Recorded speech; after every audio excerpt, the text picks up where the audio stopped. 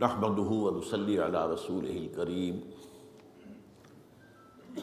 اما بعد فقد قال الله تبارك وتعالى كما ورد في سورة الانفال اعوذ بالله من الشيطان الرجيم بسم الله الرحمن الرحيم واذكروا اذ انتم قليلا مستضعفون في الارض تخافون ان يتخطفكم الناس فآواكم وأيدكم بنصره ورزقكم من الطيبات لعلكم تشكرون وقال عز وجل كما ورد في سورة النحل وضرب الله مثلا قرية كانت آمنة مطمئنة يأتيها رزقها رغدا من كل مكان فكفرت بأنعم الله فأذاقها الله لباس الجوع والخوف بما كانوا يصنعون صدق اللہ العظیم رب اشرح لي صدری ویسر لي امری واحلل عقدۃ من لسانی یفقہوا قولی اللہم ربنا الہمنا رشدنا واعذنا من شرور انفسنا اللہم ارنا الحق حقا وارزقنا اتباعہ وارنا الباطل باطلا وارزقنا اجتنابہ آمین یا رب العالمین۔ جو مضامین زیر بحث آ چکے ہیں، ایک تو اس کائنات کی تخلیق میں جو تدریج ہے اس کے بارے میں سب سے پہلے گفتگو ہم نے کی، پھر یہ کہ حضرت آدم علیہ السلام سے نوع انسانی کا جو سفر شروع ہوا اس کے ساتھ ہی نبوت و رسالت کا سفر شروع ہوا، اس میں بھی نبوت و رسالت کو اپنے نقطۂ عروج اور تکمیل تک پہنچنے میں یعنی حضور صلی اللہ علیہ وسلم تک کم سے کم 6-7 ہزار سال لگے۔ اس کا جو اشارہ ہے جو میں نے کئی مرتبہ عرض کیا ہے سورہ مدثر میں، کلا والقمر واللیل اذ ادبر والصبح اذا اسفر انہا لإحدی الکبر نذیرا للبشر۔ اس کے بعد اگرچہ امت مسلمہ پر تو عروج اور زوال کے 2 دور آئے۔ پہلا عروج عربوں کی زیر قیادت تھا، پھر زوال آیا۔ 1258 میں آخری خلیفہ جو ہیں بنو عباس کے، ان کو تاتاریوں نے ان کے محل سے کھینچ کر نکالا، ایک جانور کی کھال میں لپیٹا اور گھوڑوں کے صوبوں سے کچل دیا۔ اس امت میں عربوں کے قیادت کا دور ختم ہو گیا۔ اس کے بعد کچھ عرصہ بہت زوال کی کیفیت رہی، پھر دوسرا عروج آیا۔ اب یہ عروج ترکوں کے تحت تھا، ترکوں کی قیادت میں 4 عظیم مملکتیں، ایک مملکت تو نہیں بن سکی، پھر وہ خلافت راشدہ والی شان تو نہیں آئی دوبارہ، لیکن ترکان تیموری ہندوستان میں، ترکان صفوی ایران میں، ترکان سلجوقی مڈل ایسٹ میں، ترکان عثمانی یہ ایشیا مائنر سے شروع ہو کر ایشیا کوچک جو ہے، اور آپ کو معلوم ہے کہ کس قدر عظمت اس سے حاصل ہوئی۔ لیکن اسلام جو ہے وہ مسلسل جو ہے زوال سے دوچار رہا، یہاں تک کہ وہ وقت آ گیا کہ اب اسلام میں سے میں آج اس حدیث کے الفاظ آپ کو سنا رہا ہوں جو لرزہ طاری کر دینے والی حدیث ہے۔ یوشک ان یاتی علی الناس زمان، حضور نے فرمایا اندیشہ ہے کہ لوگوں پر ایک زمانہ ایسا بھی آ جائے گا لا یبقی من الاسلام الا اسمہ، اسلام میں سے سوائے اس کے نام کے کچھ نہیں بچے گا، ولا یبقی من القرآن الا رسمہ، قرآن میں سے بھی بس اس کی تحریر بچ جائے گی، رسم الخط بچے گا اور کچھ نہیں۔ قرآن کا نظام دنیا میں کہیں نظر نہیں آئے گا، اسلام کا نظام دنیا میں کہیں نظر نہیں آئے گا۔ تیسری بات، مساجدہم عامرۃ وہی خراب من الہدی، ان کی مسجدیں آباد تو بہت ہوں گی لیکن ہدایت سے خالی ہوں گی، معاذ اللہ ثم معاذ اللہ ثم معاذ اللہ۔ اور چوتھی چیز سخت ترین ہے، وعلماؤہم تحت من تحت عدیم السماء، ان کے علماء جو ہوں گے وہ آسمان کی چھت کے نیچے کی بدترین مخلوق ہوں گے. من عندہم تخرج الفتنۃ وفیہم تعود، انہی میں سے فتنے برآمد ہوں گے اور انہی میں گھس جائیں گے. یعنی فتنہ انگیزی اور فتنہ پروری کے سوا ان کے پاس کچھ نہیں رہے. بہرحال اب ظاہر بات ہے کہ پورے لفظ بلفظ اگر ہم نہ بھی کہیں تو ان کیفیات کا ایک عکس تو ہمارے ہاں موجود ہے. اب اس حوالے سے میں نے عرض کیا تھا کہ یہاں سے دوبارہ اسلام کا عروج ہونا ہے. مسلمانوں کا تیسرا عروج آئے گا، 2 عروج پہلے آ چکے ہیں. اسلام کی نشت ثانیہ ہوگی، لیکن اس میں بھی تدریج ہوگی، جس کا ذکر سورہ انشقاق کی ان آیات میں ہے جن کا ذکر ہو چکا ہے 2 مرتبہ. فلا اقسم بالشفق، اب اسلام میں سے شفق کے مانند دنیا میں رہ گیا ہے اسلام کا نام اور قرآن کے رسم الخط. جیسے سورج غروب ہو جائے تو ایک سرخی سی رہ جاتی ہے اس کے افق پر. واللیل وما وسق، اور جو رات 300 برس کی بہت تاریک گزری ہے نوع انسانی پر، میں تفصیل بیان کر چکا ہوں پچھلی مرتبہ. اس میں جو کچھ اس رات کو سمیٹ لیا اپنے اندر شر، اس شر کے 2 پہلو، پورے عالم اسلام پر یورپی طاقتوں کی حکومتیں، یہاں انگریز، وہاں فرانسیسی، یہاں ولندیزی، وہاں ڈچ، وہاں اطالوی، وہاں اسپینیئرز. ایک رات تو عالم اسلام پر اس اعتبار سے تھی. اور ایک رات یہ کہ دجالیت کی 3 تہیں چڑھ گئی نوع انسانی پر. سیاست میں سیکولرزم، عوامی حاکمیت جو شرک ہے، حکم تو اللہ کے لیے ہے، اور وطنی قومیت، زمین کی بنا پر تقسیم، وطن کی بنیاد. معاشی میدان میں سود، جوا، فحاشی اور منشیات ان کے ذریعے سے کمائی. اور سود اور جوا جو ہے وہ تو گویا کہ پورے اس معاشی نظام کے اندر تانے بانے کی طرح. سماجی سطح پر شرم، حیا، عصمت و عفت کی اقدار ختم، اگرچہ اس معاملے میں ابھی عالم اسلام پر دجالیت کو اس اعتبار سے کوئی غلبہ پورا حاصل نہیں ہوا ہے. اس کے لیے جد و جہد بہت تیزی سے ہو رہی ہے. لیکن یہ ہے کہ یہ رات ختم ہونی ہے. اس کے بعد فرمایا والقمر اذا اتسق، اور چاند جب کہ وہ رفتہ رفتہ پورا ہو جاتا ہے. اب جو آئے گا اسلام، ظاہر بات ہے کہ وہ حضور کی بعثت جو تھی وہ تو خورشید کے مانند تھی، اب جو آئے گا وہ چاند کے مانند ہوگا. لیکن یہ چاند بھی رفتہ رفتہ رفتہ رفتہ والقمر اذا اتسق پورا ہوگا. اور اس کو فرما دیا آگے واضح طور پر لترکبن طبقا عن طبق، درجہ بدرجہ ہی اٹھو گے، ایک دم نہیں. وہ کام نہیں ہو سکتا کہ حضور نے 23 برس میں عظیم انقلاب برپا کر دیا، یہ حضور کا خاصہ تھا. یہ بات تو اب دوبارہ نہیں آ سکتی، لیکن ہونا ہے، لیکن درجہ بدرجہ کئی نسلوں میں ہو جائے گا. پھر پچھلی مرتبہ میں نے واضح کیا کہ اس وقت جو سول سپریم پاور آن ارتھ ہے اور اس کو جو کنٹرول کر رہے ہیں زائنسٹ، یہودی بھی اور عیسائی بھی، ان کے نقشے کیا ہیں، وہ چاہتے کیا ہیں، میں ان کو دہراؤں گا نہیں اس وقت. اور خاص طور پر افغانستان اور پاکستان کے بارے میں ان کی کیا پلاننگز ہیں، یہ تفصیل سے میں بیان کر چکا ہوں.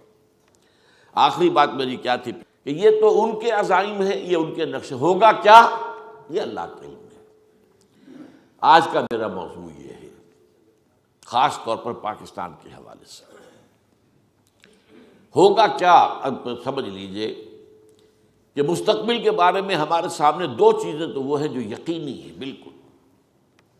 قیامت آنی ہے، یقینی ہے، یہ ہمارے ایمان کا حصہ ہے. یہ دنیا ہمیشہ رہنے والی نہیں ہے، یہ ختم ہوگی. یہ پہاڑ جو ہیں بھربھراتے ہوئے ریت بن جائیں گے، یہ پوری زمین کھینچ لی جائے گی. تمام نوع انسانی جو آدم سے لے کر آخری وقت تک پیدا ہوئی ہوگی دنیا میں زندہ کی جائے گی. یہ تو ہونا ہے، قیامت ہے. قرآن مجید میں سب سے زیادہ جس چیز کا ذکر ہے وہ قیامت ہے. اس سے پہلے ایک اور یقینی بات ہے جس کا ذکر صریحاً احادیث میں ہے، اشارتاً قرآن میں بھی ہے، لیکن اس کی بھی تفصیل میں نہیں جاؤں گا اس وقت۔ اور وہ کیا ہے کہ قیامت سے قبل پوری دنیا میں اسلام کا غلبہ ہوگا۔ یہ چاند لازماً پورا ہو جائے گا، 14ویں کے چاند کے مانند ہوگا۔ والقمر اذا اتسق لترکبن طبقا عن طبق، یہ درجہ بدرجہ ترقی کرتے ہوئے تجدیدی مساعی جو ہیں اسلام کی، وہ بالآخر اس مقام تک پہنچیں گی کہ پوری دنیا میں خلافت علی منہاج النبوت کا نظام قائم ہو جائے۔ اب ہوگا کب اور کیسے، اس کے بارے میں بات کر لیں۔ یقین کے ساتھ ہم نہیں کہہ سکتے، لیکن میرے خیال میں اینڈ ٹائمز کے بارے میں جو احادیث کے اندر جو پیشین گوئیاں آئی ہیں، اور دنیا میں آج کل کرسچین ورلڈ میں بھی اور جیوز کے ہاں بھی اینڈ ٹائمز، یہ یقین کے ساتھ کہا جا رہا ہے کہ اب ہم اس کرۂ ارضی پر جو حیات انسانی ہے اس کی آخری دور کو پہنچ گئے ہیں، اسی میں اس وقت سانس لے رہے ہیں۔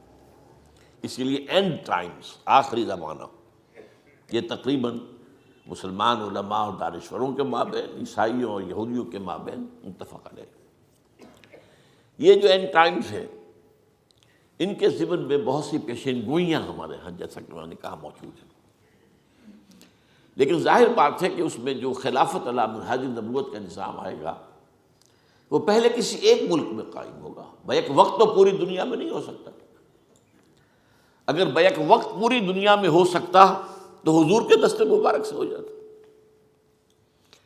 جب وہ معجزہ ہو گیا کہ 23 برس میں ہو گیا تو پوری دنیا میں بھی ہو سکتا تھا، لیکن نہیں، اس کو اللہ نے رکھا ہے مستقبل کے لیے۔ ابھی یہ چیز اللہ نے رکھی ہوئی ہے، اس کی مشیت ہے، اس کی اپنی پلاننگ ہے۔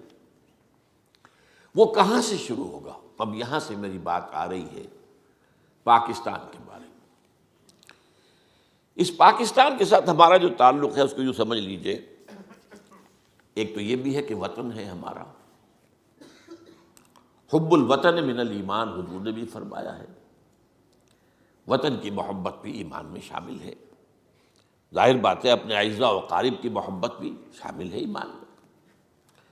ہاں یہ محبتیں جو ہیں یہ کہیں حق اور باطل کا معیار نہ بن جائیں، حق کا معاملہ بالا تر رہے، اس کے نیچے نیچے محبت اپنے رشتہ داروں سے، اپنے اقربا سے، اپنے قبیلے سے، اپنی قوم سے، اپنے ملک سے، حب الوطن من الایمان۔ لیکن ہم وطن پرست نہیں ہیں، وطن پرستی شرک ہے۔ اس پہلو سے اس بات میں ذرا نوٹ کر لیجیے اس بات کو،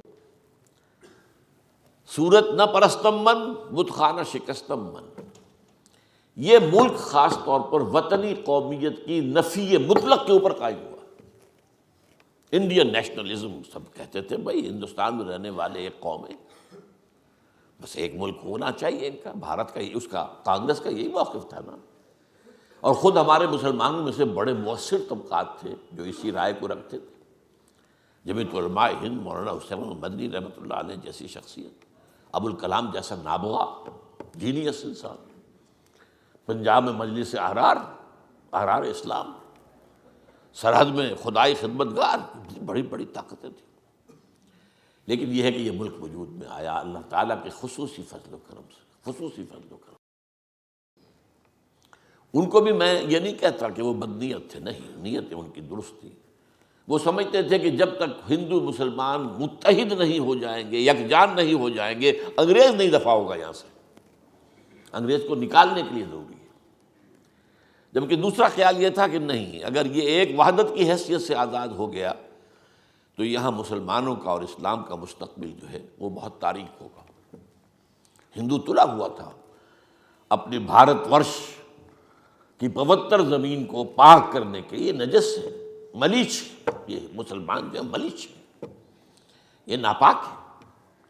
مسلمان کا تو ہاتھ ان کو برتن کو لگ جائے تو برتن ختم ہو گیا، برشت ہو گیا، کھانا برشت ہو گیا، ہاتھ لگ گیا۔ اب آپ لوگوں کے علم میں تو نہیں ہوگا، انگریز کے زمانے میں ریلوے اسٹیشنوں پر پانی علیحدہ ہوتا تھا، مسلمان پانی، ہندو پانی، ایک انتہا پر مسلمان پانی ہوتا تھا، دوسری طرف ہندو پانی ہوتا تھا، پانی علیحدہ تھا۔ بہرحال یہ تو علیحدہ معاملہ ہے، لیکن میری اور جو بھی صاحب ایمان اس ملک میں ہیں ان کی اصل دلچسپی پاکستان سے اس لیے ہے کہ یہاں اسلام کی توقع تھی کہ یہاں اسلام قائم ہوگا. ہمیں محبت اس اعتبار سے ہے. یہ احیاء اسلام کا یہ گویا کہ نقطۂ آغاز بنے گا. یہاں سے نظام خلافت کا جو ہے وہ آغاز ہوگا. اس بنا پر محبت، اس بنا پر اور زیادہ محبت. ٹھیک ہے، وہ وقت محبت بھی ہے، وطن ہے، ہمارے گھر اگر ہیں تو اسی سرزمین پر ہیں، ہماری اولاد کا مستقبل ہے تو اسی سرزمین سے وابستہ ہے، اس کی نفی نہیں ہے. لیکن اصل محبت اس اعتبار سے کہ یہاں امید تھی کہ اسلام کی نشرت ثانیہ کا یہ نقطۂ آغاز بنے گا. اس کے ضمن میں علامہ اقبال کا خواب جو 1930 میں انہوں نے دیکھا تھا، تفصیل میں نہیں جاؤں گا. پاکستان کے قیام کا خواب دیکھا تھا، اور یہ کہ پھر یہاں پر ایک ایسا نظام، خلافت راشدہ کا نظام دوبارہ قائم کیا جائے جو پوری دنیا کے لیے ایک مینارہ نور بن جائے. پہلا خواب تو پورا ہو گیا تھا 17 سال کے اندر اندر. سن 30 کا خواب سن 47 میں 1947 میں پورا ہو گیا. دوسرے خواب کی ابھی تک کوئی تعبیر نظر نہیں آ رہی. بلکہ تفصیل میں عرض کر دیتا ہوں کہ مایوسی کا غلبہ ہوتا چلا جا رہا. پھر قائد اعظم کی بے شمار تقاریر، جس کو میں نے یہ بھی کہا کہ قائد اعظم نے اسلام کی قوالی گائی ہے پورے ملک کے اندر، مشرق و مغرب و شمال و جنوب میں. ہمیں ملک اس لیے چاہیے اسلام کے اصول حریت و اخوت و مساوات کی بنیاد پر ایک نظام قائم جو پوری دنیا کے لیے نمونہ بن جائے. لہذا توقع تھی. پھر خاص طور پر جس طریقے سے سفر کا آغاز ہو گیا تھا. اچھا، پھر اس کے علاوہ حضور کی احادیث موجود ہے. جو حضرت مہدی کا ظہور ہونا ہے عرب میں ہونا ہے، اور وہ اصل میں مجدد کامل ہوں گے. یہ تجدید کامل جو تجدید ہو رہی ہے تدریجاً، یہ ان کی ذات پر مکمل ہوگی. لیکن ان کی حکومت قائم کرنے کے لیے حدیث سفر میں فرمایا گیا کہ ایک مشرقی ملک سے فوجیں آئیں گی. جہاں تک میں سمجھا ہوں اس حدیث سے وہ یہ ہے کہ عرب تو کھوکھلے ہو چکے ہوں گے. عربوں کو جیسا کہ میں بتا چکا 1258 سے، یعنی یوں سمجھیے کہ 700 برس سے زائد ہو گئے ہیں، 750 برس، کہ وہ امت مسلمہ کی اب قیادت ان کے پاس نہیں ہے. لیکن بہرحال اب دولت تو ان کے پاس بے شمار ہے، اس میں کوئی شک نہیں ہے. لیکن ہم جانتے ہیں کہ وہ دولت ہی کی زیادتی کی وجہ سے اور عیاشیوں کی وجہ سے کھوکھلے ہو چکے. لہذا اگرچہ حضرت مہدی کا ظہور ہوگا عرب میں، لیکن ان کی حکومت کو قائم کرنے کے لیے فوجیں کسی مشرقی ملک سے آئیں گی. اور پاکستان مشرق میں ہے. ویسے صرف پاکستان نہیں، افغانستان بھی مشرق میں ہے. پھر بھارت پورا کا پورا مشرق میں ہے. حدیث کے الفاظ یہ ہیں: یخرج ناس من المشرق یعطئون للمہدی یعنی سلطانی. علامہ اقبال کا جو ایک ترانہ تھا، ترانہ ہندی یا ہندوستانی بچوں کا ترانہ، اس میں یہ الفاظ بھی موجود ہیں کہ میرے عرب کو آئی ٹھنڈی ہوا جہاں سے، میرا وطن وہی ہے، میرا وطن وہی ہے. اور یہ کب کہا انہوں نے؟ ابھی پاکستان کا تو کوئی وجود نہیں تھا. یہ کوئی حدیث ہے، اگرچہ مجھے اس کا متن ابھی تک مل نہیں سکا. لیکن امریکہ میں ایک مرتبہ کچھ عرب طلباء تھے دینی مزاج رکھنے والے، ان سے جب بات، ان کا ہے حدیث ہے، ہم بھی آپ کو حوالہ تو نہیں دے سکتے، حدیث ہے کہ حضور نے فرمایا کہ مجھے ہند کی طرف سے ٹھنڈی ہوا آتی ہے. میرے عرب کو آئی ٹھنڈی ہوا جہاں سے، میرا وطن وہی ہے، میرا وطن وہی ہے. پھر امت کی 400 سالہ تاریخ میں نے بہت مرتبہ چیزیں گنوائی ہیں. مجددین کا سلسلہ 1000 برس تک عالم عرب میں رہا، پھر آ گیا ہندوستان میں. آخر کوئی سبب ہے. خلافت کے خلاف سازشیں ہو رہی تھی، کہیں کوئی احتجاجی تحریک نہیں اٹھی، کسی کے کان پر جوں تک نہیں ریگی سوائے ہندوستان کے. اور وہاں پر عظیم تحریک اٹھی، تحریک خلافت، اتنی عظیم کہ گاندھی کو شریک ہونا پڑا اس میں. آپ اندازہ کیجئے کہاں گاندھی، خلافت سے کیا سروکار اس میں. لیکن مجھے اندازہ تھا کہ اگر اس تحریک کا میں نے ساتھ نہ دیا تو پھر مسلمانوں سے کوئی تعاون مجھے نہیں مل سکے. پھر تمام دنیا میں تحریکیں اٹھی آزادی کی، لیکن وہ لوکل نیشنلزم پر مبنی تھی. ملے نیشنلزم انڈونیشیا وغیرہ کے علاقے میں، ملائن قوم پرستی، ٹرک نیشنلزم مصطفیٰ کمال کا، جس نے کہ ترکی کو بہرحال بچا لیا. سلطنت عثمانیہ تو ختم ہو گئی لیکن ترکی بچ گیا. اور یورپ کے سینے پر مونگ دلنے والا شہر قسطنطنیہ اب بھی موجود ہے، وہ یورپ کے سائے پر ہے. ظاہر بات ہے کہ اس کا حصہ ہے، اور وہ ناسور ہے ان کے سینے میں، عیسائیوں کے سینے میں ناسور ہے. اور آتا ہے یہ جو آخری زمانے میں ملاحم جو ہوں گے، قسطنطنیہ مسلمانوں کے ہاتھوں سے نکل جائے گا.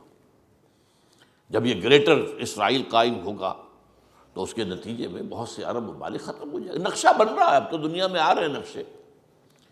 ان کے جو ہے مڈل ایسٹ کا بھی نیا نقشہ بنائیں گے. پاکستان کا نیا نقشہ تو ابھی حال ہی میں اخبارات میں آیا، نوائے وقت میں اور نیشن میں، اور یہ سن 6 سے بنا ہوا، آج کا نہیں ہے، یہاں کے اخبارات میں آج آیا ہے. میرے پاس تو سن 6 کا موجود ہے. بہرحال یہاں پاکستان کی تحریک چلی اسلام کے نام پر، اور کہیں نہیں. صدر ناصر نے بھی انگریز کو اٹھا کر پھینکا میڈیٹرینین میں، تو عرب نیشنلزم پر، اسلام پر نہیں. باس پارٹی عرب نیشنلزم، وہ عراق تھا یا شام تھا، باس پارٹی کی حکومتیں رہی ہیں. عرب نیشنلزم، ٹرک نیشنلزم، ملے نیشنلزم، یہ صرف ایک تحریک تھی، تحریک پاکستان، جو اسلام کے نام پر. پاکستان کا مطلب کیا؟ لا الہ الا اللہ. اب میں تھوڑی سی آپ کو تاریخ بتا دوں. سن 49 سے لے کر اور سن 57 تک تقریباً یقین کی کیفیت تھی کہ یہاں اسلام آیا کہ آیا، اس لیے کہ قرارداد مقاصد پاس ہو گئی. اس دور میں سیکولرزم کے خلاف بغاوت، حاکمیت اللہ کی ہے، انسانی حاکمیت کی نفی مطلق، کہ اکبر نام لیتا ہے خدا کا اس زمانے میں. پھر جب یہ کہا گیا کس کا اسلام، شیعہ کا سنی کا، تو تمام مکاتب فقہ جو ہے ان کے ٹاپ کی قیادت نے 22 نکات دے دیے، یہ ہمارے متفق علیہ ہیں، بناؤ دستور اس پر. بہت اچھا سٹارٹ تھا، تو بہت امید تھی. میں بھی ایک ادنا کارکن تھا جماعت اسلامی کا، تو خاص طور پر تحریک اسلامی جو جماعت اسلامی کا ماحول تھا، وہاں تو ایسے محسوس ہوتا تھا گویا کہ بس انقلاب آیا کہ آیا، اب اسلام یہاں آئے گا، تقریباً یقین کے درجے. چنانچہ نعیم صدیقی مرحوم جو شاعر تھے، تحریک اسلامی کے شاعر تھے، اور مولانا مودودی کے وہ اولین ساتھی تھے پنجاب میں. آپ مولانا مودودی تو حیدرآباد دکن میں تھے، وہاں علامہ اقبال نے دعوت دے کر پنجاب میں بلایا تھا نا، کہ آپ جو ہے اس دکن کی سنگلاخ زمین کو چھوڑے، یہاں ہے سرسبز شاداب زمین، اسلام کے لیے یہ زمین زرخیز، یہ سرخیز. تو بہرحال اس وقت وہ نعیم صدیقی صاحب ان سے منسلک ہوئے، جب کبھی جماعت قائم بھی نہیں ہوئی تھی. یہ 1938 کی بات ہے، جماعت تو قائم ہوئی 1941 کے اندر. اور ان کا یہ شعر تھا، اب پڑھا کرتے تھے اس کو: بول شہر نظام اسلامی کیا تیرے سقف و بام کہتے ہیں، تیرے در پر کھڑے تیرے والی آج تجھ کو سلام کہتے ہیں. گویا کہ نظام اسلامی کے شہر کے دروازے پر ہم کھڑے تھے، دستک دے رہے تھے. بول شہر نظام اسلامی کیا تیرے سقف و بام کہتے ہیں، تیرے در پر کھڑے تیرے والی آج تجھ کو سلام کہتے ہیں. لیکن سن 58 میں ایک دم ایسا پلٹا ہے معاملہ. 56 میں دستور اسلامی بن گیا، اور اب انتخابات ہونے والے تھے. یہ جو شیطانی عنصر ہے دنیا کا، ابلیس لعین، اور اس کے بعد یہودی اس کے اعلی کار، اور اس کا سب سے بڑا اعلی کار امریکہ، یہ رکھیے ذہن میں. اوپر عزازیل. ہاں کیا ہوا؟ ایوب خان کو بلایا گیا، اس کی پیٹھ تھپکی، اس نے آ کر دستوریہ بھی لپیٹ دی، دستور بھی ختم کر دیا، مارشل لا نافذ کر دیا. اس کے بعد جو تاریک رات پاکستان پر آئی، بڑی مایوسیاں، کچھ بڑی مشکل سے کچھ امید ہوتی تھی، لیکن معلوم ہوتا تھا کہ سارے خواب پریشان ہو رہے ہیں. پھر آئلی قوانین آئے، سب نے کہا کہ یہ خیر اسلامی نافذ ہو رہے ہیں. بھارت میں مسلمانوں نے آئلی قوانین مسلمانوں کے جو اپنے ان میں دخل دینے کی اجازت نہیں دی. آئلی قوانین کو انگریز نے نہیں چھیڑا تھا، اور ایوب خان نے چھیڑا اور بنائے رہے قائم. اس وقت کے حالات ہمارے ایسے تھے، انہی نعیم صدیقی صاحب کا شعر سنا رہا ہوں: اے آندھیو سنبھل کے چلو اس دیار میں، امید کے چراغ جلائے ہوئے ہیں ہم، یہاں تو ہماری امید کے دیا جل رہے ہیں، آندھیو ذرا سنبھل کے چلو، یہ چراغ بجھ نہ جائے۔ بلکہ ایک نہایت تلخ شعر کہا تھا کوثر ریاضی صاحب، بعد میں تو جو بھی ان کی کا معاملہ رہا میں اس کو زیر بحث نہیں لانا چاہتا، اس وقت وہ بھی جماعت اسلامی میں تھے، وہ بڑے تیز کارکن تھے، انہوں نے تو اس قدر تلخ شعر کہا تھا کہ اسلام کو اگر تیری فضا راس نہ آئے، اے میرے وطن تجھ کو کوئی آگ لگائے۔ وہ جو بات میں نے کہی تھی کہ ہمیں پاکستان سے اصل محبت اس لیے، ہاں وطن ہونے کی حیثیت سے بھی ہے، فطری محبت ہے، اصل جو ہے ہماری نگاہ میں قدر و قیمت وہ تو یہ ہے کہ اسلام کی نشر ثانیہ کے گہوارہ بنے گا۔ البتہ اس کے بعد سن 58 سے لے کر سن 85 تک کے معاملات تو یہی رہے، بہت مایوسی بڑھتی ہوئی مایوسی۔ وہ مایوسی اسی اعتبار سے تھی کہ اسلام کے آنے کی امید جو ہے وہ دم توڑ رہی ہے، اگرچہ اس وقت تک پاکستان کے وجود کے بارے میں کوئی مایوسی شروع نہیں ہوئی تھی، یہ ملک رہے گا ہی نہیں۔ سن 85 میں مجھے ایک خیال آیا، اور وہ خیال کیا تھا کہ بنی اسرائیل کی تاریخ کا یہ واقعہ ہمارے سامنے ہے، قرآن مجید میں ہے، سورہ مائدہ میں۔ وہ جب آزاد ہوئے فرعونیوں کی غلامی سے اور مصر سے نکل کر آ گئے، اب انہیں حکم ہوا جنگ کا، جیسے حضور اور صحابہ مکے سے مدینے آئے تو پھر جنگ کا دور شروع ہوا۔ اب جو انہیں جنگ کا حکم دیا گیا تو پوری قوم نے کوڑا جواب دے دیا، کوئی نہیں نکلا، 2 آدمی نکلے 6 لاکھ میں سے۔ اس کی سزا اللہ نے یہ دی، فَإِنَّهَا مُحَرَّمَةٌ عَلَيْهِمْ 40 سَنَةً يَتِيهُونَ فِي الْأَرْضِ، اگر یہ بزدلی نہ دکھاتے تو ابھی ہم انہیں فلسطین کے اندر حکومت عطا کر دیتے، ارض مقدس۔ اب ان کی بزدلی کی وجہ سے وہ ارض مقدس ان پر 40 برس تک حرام رہے گی، اسی صحرا میں بھٹکتے پھریں گے۔ یہ 40 برس جو ہیں اس میں کیا ہوا،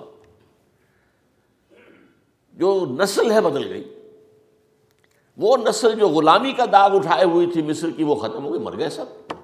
40 برس کا عرصہ ہے۔ حضرت موسیٰ کا بھی انتقال ہو گیا، حضرت ہارون کا بھی ہو گیا، اب ایک نئی نسل پیدا ہوئی جو صحرا میں پیدا ہوئی تھی، سختیاں جس نے جھیلی تھی صحرا کی۔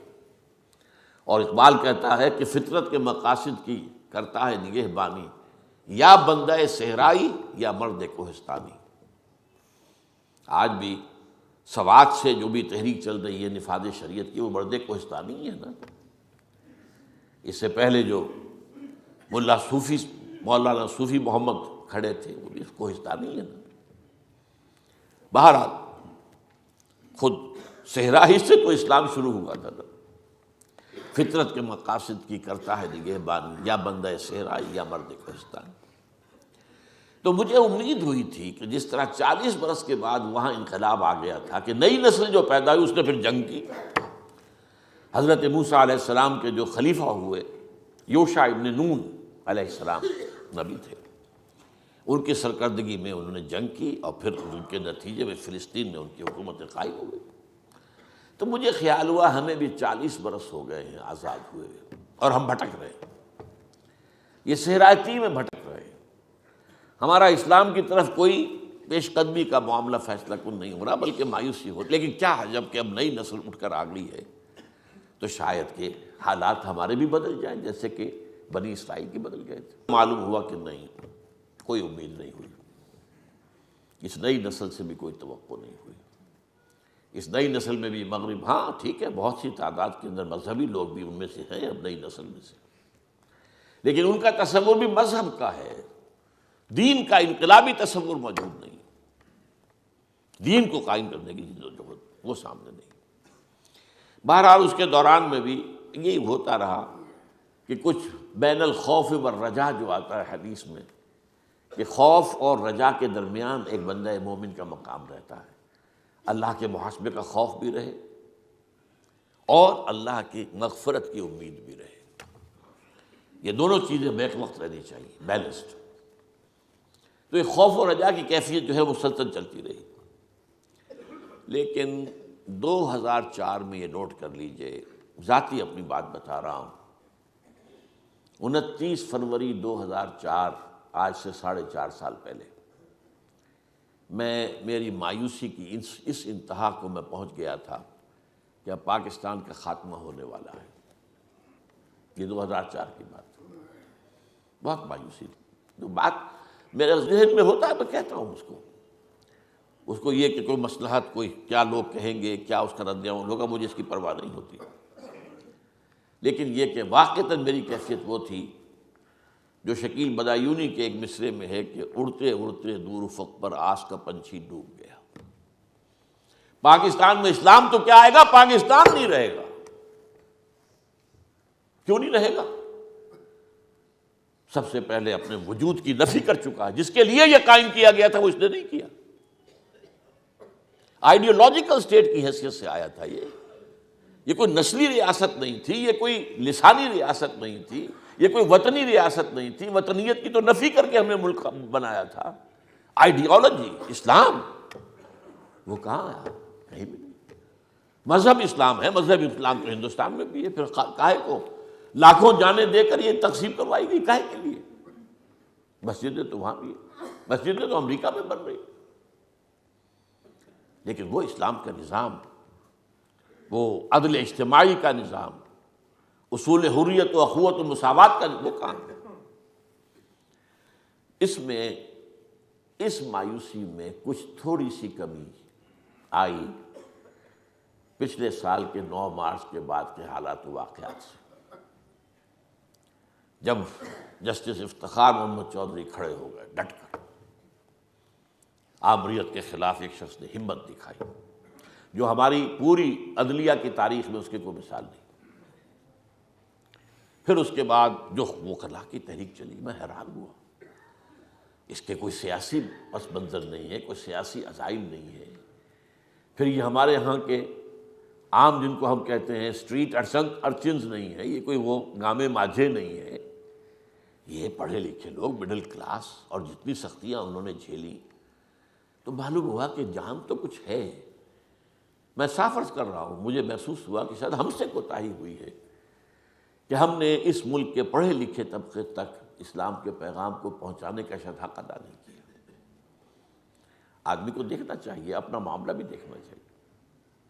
اس کے بعد جب وہ انتخابات ہوئے، اس کے اندر بھی محسوس ہوا کہ بڑا شدید خطرہ تھا کہ اس میں ظاہر بات ہے ریگنگ ہوگی. یہ تو پاکستان کے انتخابات کا مستقل معاملہ ہے، اور تحریک چلے گی جیسے 1977 میں تحریک چلی تھی بھٹو کے خلاف. وہ انتخابات میں ریگنگ کی وجہ سے تھی نا. اور یہاں تو تحریک پہلے سے موجود تھی، وکلاء کی تحریک تو موجود تھی. اس میں تو صرف جو ہے اور تیل ہی ڈالنا تھا نا.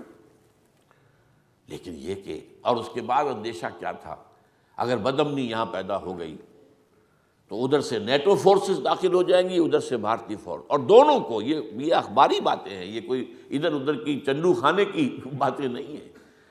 اخبار میں اطلاع آئی تھی کہ بھارتی فوجوں کو الرٹ کر دیا گیا ہے کہ تیار رہو کہ کسی پڑوسی ملک میں امن کے قیام کے لیے ہمیں داخل ہونا پڑ جائے. جیسے کہ وہ سن 71 میں اپنے قول کے مطابق جیسے وہ مشرقی پاکستان میں داخل ہوئے تھے اور پاکستان کو 2 لخت کر دیا تھا، ادھر سے نیٹو فورسز تیار تھے.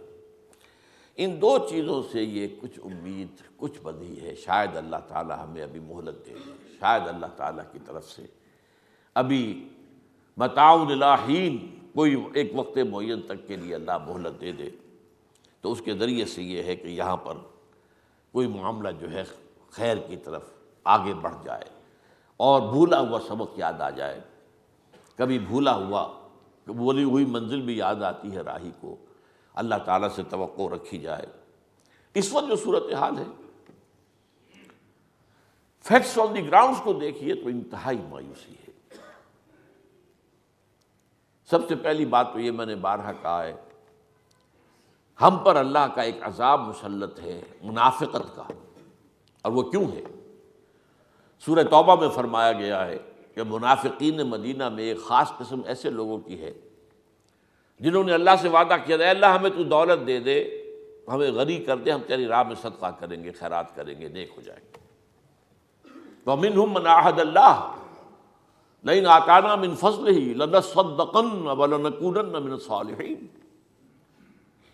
فَلَمَّا آتَاهُمْ مِنْ فَضْلِهِ، جب اللہ نے انہیں اپنے فضل سے نواز دیا، بخلوا بِهِ، اب بخل سے کام لیا، اب تجوریوں کو تالے لگائے، وَتَوَلَّوْا وَهُمْ مُعْرِضُونَ، اور پیٹھ موڑ لی اور بھول گئے ہم نے وعدہ کیا کیا تھا اللہ سے۔ فَعَاقَبَهُمْ نِفَاقًا فِي قُلُوبِهِمْ، تو سزا کے طور پر ہم نے ان کے دلوں میں نفاق کا روگ پیدا کر دیا۔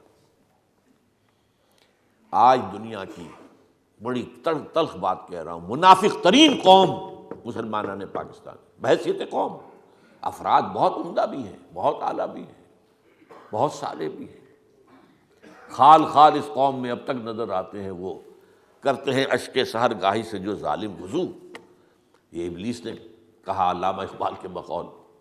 لیکن مجموعی طور پر ایک نفاق کیا ہے؟ نفاق باہمی، اب ایک قوم نہیں رہے ہم، قومیتیں ہیں، Pakhtun nationalism, Baloch nationalism, Sindhi nationalism, Urdu nationalism, جو ایم کیو ایم کا نیشنلزم ہے، اردو نیشنلزم لسانی ہے، سرائکی نیشنلزم، اب نیشنلزم ایک قوم ہوتے تو کبھی کا کالا باغ ڈیم بن چکا ہوتا، ایک قوم تو ہے نہیں۔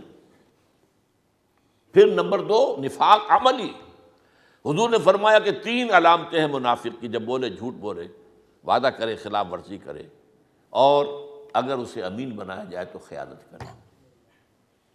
یہ تینوں چیزیں آپ دیکھ لیجئے، ہمارے ہاں جو جتنا بڑا ہے اللہ معاف کرے، اتنا ہی بڑا جھوٹا، اتنا ہی بڑا وعدہ خلاف، اتنا ہی بڑا غبن کرنے والا۔ اب تو بلینز کے غبن ہوتے ہیں، بلینز کے غبن۔ اس ملک کو لوٹ لیا گیا ہے، اس کا خون چوس کر کہاں جا کر جمع کر دیا گیا ہے۔ امریکہ میں کتنے کہتے ہیں کہ بلینز جو ہیں وہ وہاں جمع ہیں، اس پاکستان کی دولت کی۔ کس نے کیا یہ؟ کیا کوئی ہمارے دشمنوں نے آ کر کیا ہے؟ اسی قوم نے کیا ہے۔ تو بحیثیت مجموعی ہمارے اخلاق کا دیوارہ نکل چکا ہے، اور اس کا سب سے بڑا مظہر اس وقت کیا ہے؟ اسلامی جمہوریہ پاکستان کے صدر وہ شخص جو کہتے ہیں وعدے کی کیا بات ہوتی ہے، یہ کوئی قرآن اور حدیث ہوتے؟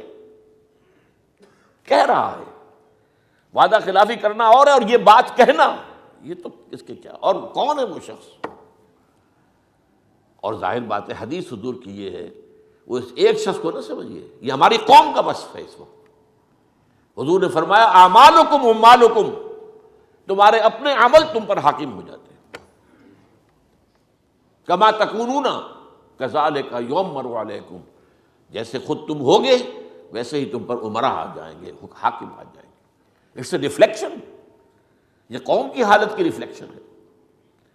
سیاسی اعتبار سے ہمارا دوسرا بڑا شخص نواز شریف، اور اس نے جھوٹ کی انتہا کی، کتنی مرتبہ کہا میرا کوئی معاہدہ نہیں تھا، کوئی معاہدہ نہیں تھا، کوئی معاہدہ نہیں تھا، اور پھر وہ معاہدہ نکل آیا، اخبارات میں بھی چھاپ دیا گیا، اور وہ دوسری بڑی شخصیت ہے۔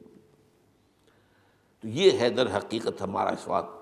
پھر مالی اعتبار سے دیوالا تقریباً نکل چکا ہے۔ یہ آئی ایم ایف سے اگر آپ نے کچھ لے کر اپنا جو آکسیجن کی نلکی لگائی ہے، اور وہ کیا آپ سے اب ڈیمانڈ کریں گے اس کو سوچئے گا، اور اس کے شکنجے میں کس جانے والا آئی ایم ایف کے شکنجے میں جو ملک آیا ہے وہ اس تباہ ہو کر اس کی معیشت رہ گئی۔ یہ تاریخ ہے۔ جو کچھ انڈونیشیا کے ساتھ ہوا تھا، ملائیشیا کچھ بچ گیا تھا تھوڑا سا، لیکن یہ کہ یہ جو ایشیائی ٹائیگرز تھے جو ختم ہوئے تھے، کیوں ہوئے تھے؟ آئی ایم ایف کی وجہ سے۔ تو ہم نے بھی ایک وقت آیا تھا کہ بڑا ہم نے کہا تھا خوشی کے ساتھ، ہم نے اپنا وہ آئی ایف سے اپنی آزادی حاصل کر لی، دوبارہ ہم پہنچ گئے وہاں بھیک مانگنے کے لیے۔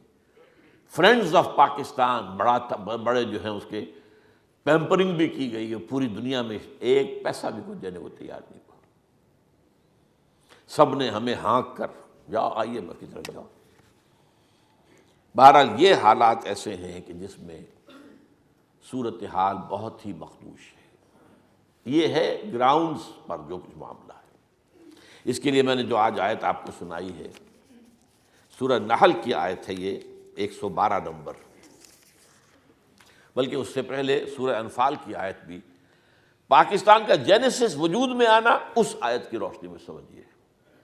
ہندوستان میں ہم اقلیت میں تھے، ڈر رہے تھے، اس وقت بھی ہندو نے ہمیں دبایا ہوا تھا معاشی اعتبار سے، ہر اعتبار سے، اور خطرہ یہ تھا کہ اگر یہ وحدت کی حیثیت سے یہ ملک آزاد ہو گیا تب تو ہمیں ختم ہی کر دیں گے۔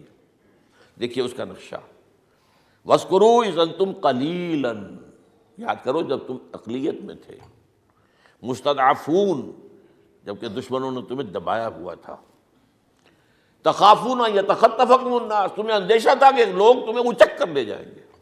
یہ ہے پورا پس منظر تحریک پاکستان کا۔ لیکن فآواکم، اللہ نے تمہیں پناہ دی، وَأَيَّدَكُم بِنَصْرِهِ، اور تمہاری مدد کی، تمہاری تائید کی اپنی نصرت سے، معجزے کے طور پر پاکستان عطا کیا۔ اور میں نے ثابت کیا اپنے اس کتاب میں استحکام پاکستان میں کہ یہ معجزہ تھا، کسی حساب سے بھی، کسی حساب کتاب میں آنے والی بات نہیں۔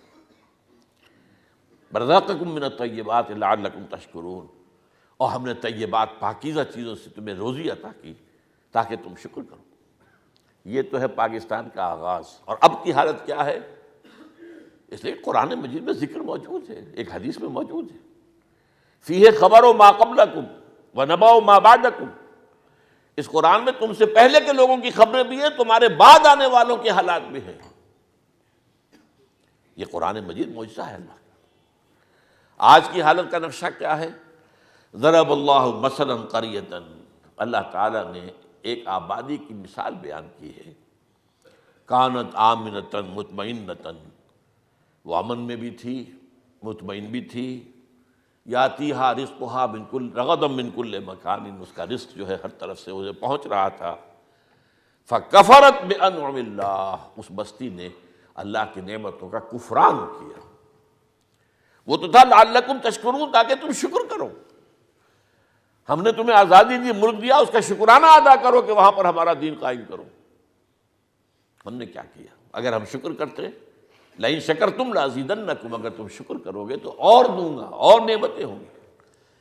جیسے فرمایا وَلَوْ أَنَّ أَهْلَ الْكِتَابِ أَقَامُوا التَّوْرَاةَ وَالْإِنْجِيلَ وَمَا أُنزِلَ إِلَيْهِم مِّن رَّبِّهِمْ لَأَكَلُوا مِن فَوْقِهِمْ وَمِن تَحْتِ أَرْجُلِهِمْ، اگر اہل کتاب نے انجیل اور تورات کو قائم کیا ہوتا تو ہماری نعمتیں ان پر اوپر سے بھی برستی ہیں، وہ زمین کے اندر سے بھی نکلتی۔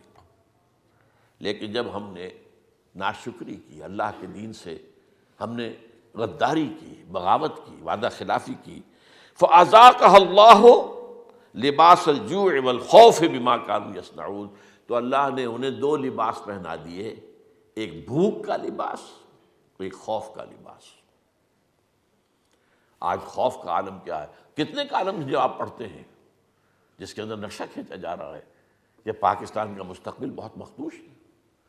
میں پہلے بیان کر چکا، پوری دنیا میں جو کچھ پلان ہو رہے ہیں، جو وہ چاہتے ہیں، اس میں تو وہ کہتے ہیں کہ 2020 میں تو پاکستان کے نام سے کوئی ملک کی دنیا میں نہیں ہوگا۔ یہ ساری باتیں آ رہی ہیں، اس کے حصے بکھرے کرنے کے نقشے بن چکے، سن 6 کا میں آپ کو بتا چکا ہوں، نقشہ آ چکا ہے، پاکستان کے ٹکڑے کر دیے جائیں گے، اور صورتحال بہت مخدوش۔ یہ حالات ہمارے کیوں ہو گئے؟ ہم نے اللہ سے وعدہ خلافی کی ہے، اور اس میں اگر کوئی امکان ہے تبدیلی کا تو وہ کس طرح ہے؟ تو اللہ تعالیٰ ہمیں توبہ کی توفیق عطا فرمائے، اور ہم میں سے ہر شخص کو یہ توفیق دے کہ کمر کس لے اور طے کر لے کہ ان صلاتی و نسکی و محیایا و مماتی للہ رب العالمین، میرا جینا اور مرنا جو ہے اللہ کے لیے، اللہ کے دین کے لیے۔ آمین یا رب العالمین۔